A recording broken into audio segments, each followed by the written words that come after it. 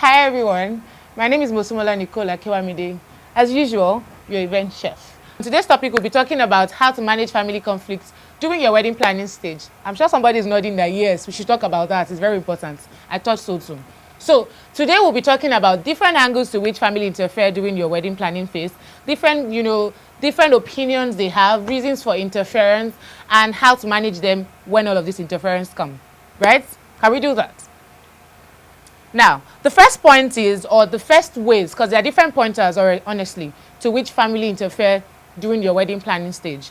There is the date angle. They come in from the date angle. They come in from the venue angle.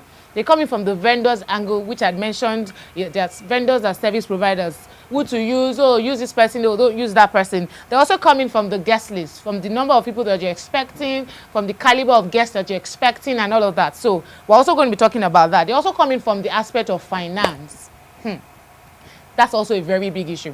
Finance is also a very, very major part of the family interference points, because once your family is handling finance, there are a lot of people doing different things for your wedding, it causes a lot of, you know how you're trying to make a stew and then different hands in the soup, they say, spoils the soup. So if you're looking for a very calm wedding, a wedding where there are lesser opinions, I advise as much as possible that you cut down on that. But I'll come back to it and explain to you what I mean. So from the first point that I talked about dates, you wonder, so how about dates? Why do they interfere during dates? Yes, they do, because the date is actually the major part of the wedding. In fact, without the date, nothing happens. So if you say that, oh, we're going to get married tomorrow, when? Tomorrow, what date? What time?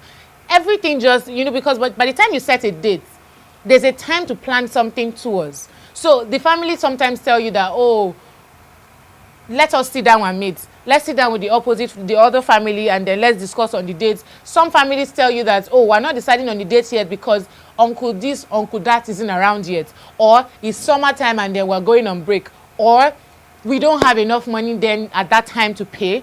Or we're just not ready, or we don't think that it's time for it to, just some funny, silly reason. Some people even think, I don't think they're silly, but I just think that these are the reasons why dates are usually postponed.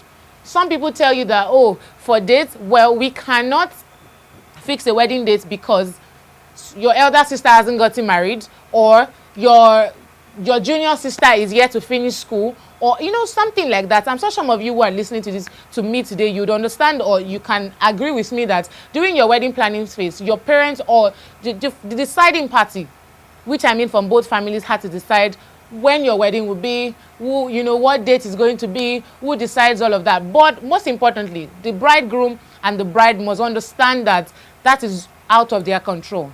It is not in this part of the world, it is not in your position really to choose the date, because your parents have to agree. And if you have a very liberal parents, they can say, okay, whatever date you choose, we'll work with that. But if you don't have that, the way it's done mostly in this part of the country is the parents typically are the ones that are deciding factor as to when your wedding date will hold.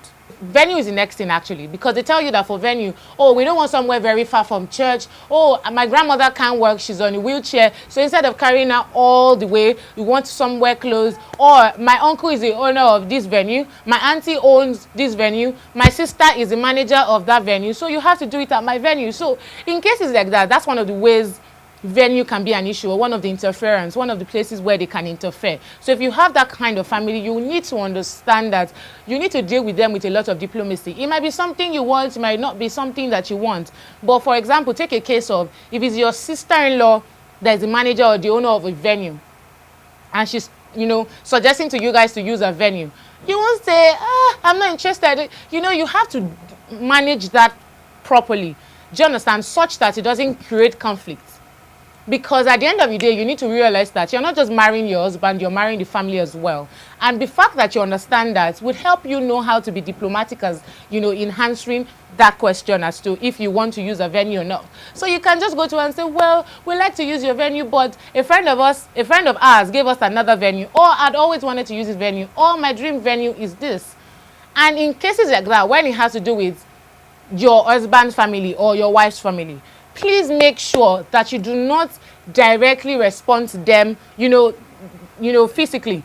Just go through, use your partner as a mouthpiece to them.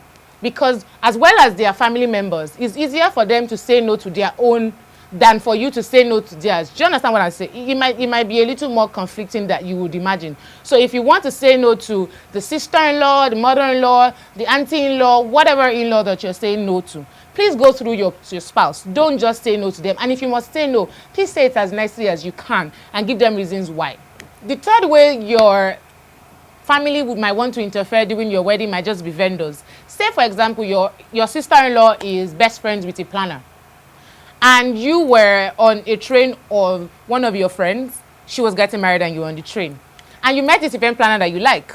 And you've told yourself that when the time comes, when you're being proposed to, that this is the event planner you're going to use, right? That's case in point. And your sister-in-law comes and says, my best friend is an event planner. And you come and say, there's an event planner I'd always wanted to use. You see, there's a clash in opinions. There's a clash in desires.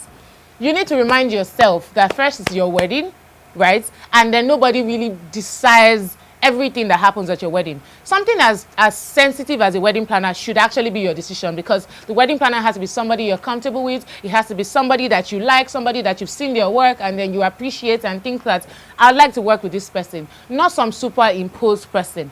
But then you need to know how to handle her or deal with her proposition. All right, so it's a case of, it can be, oh no, I have another wedding planner that I always wanted to use, or I'll use your own wedding planner for the traditional wedding if you're doing that, or I'll use mine for the whites, or both of them can work together if they agree enough. And then, just so that it reduces the conflict. The essence of this is to mitigate conflicts that that spring up during the course of this wedding planning phase. So it's not just about you, because once it's your wedding, the truth is, it is not just about you or your spouse. It is about everybody. You have to consider everybody and put everybody's feelings in place, but always remember that the decision is solely yours. So like the example that I cited, before, you could actually decide that, oh, these two planners can come together and work, or you can decide that, no, I want my own planner, but I've told you, if you're going to turn any in-law down, please, as much as possible, do it nicely. It's a home that you're going to, it's a forever, you're going to be with them forever. It's a forever journey that you're about to take to their own family. You don't want to start, with a lot of conflict unresolved just because you turn down somebody not in a nice way. Do you understand?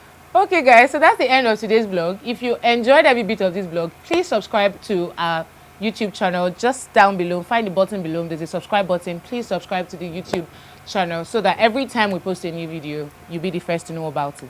You can follow us on Instagram. The Instagram account is IPC Events. You can follow us on Twitter. The Twitter handle is IPC Event 1. You can like our page on Facebook. It is also IPC Events. We'll be very, very happy to hear from you. Like I said earlier, if you have any information that you'd like us to know about or talk about on this vlog, please send it to our email at ipcevent@yahoo.com. We'll be very happy to hear from you. Bye.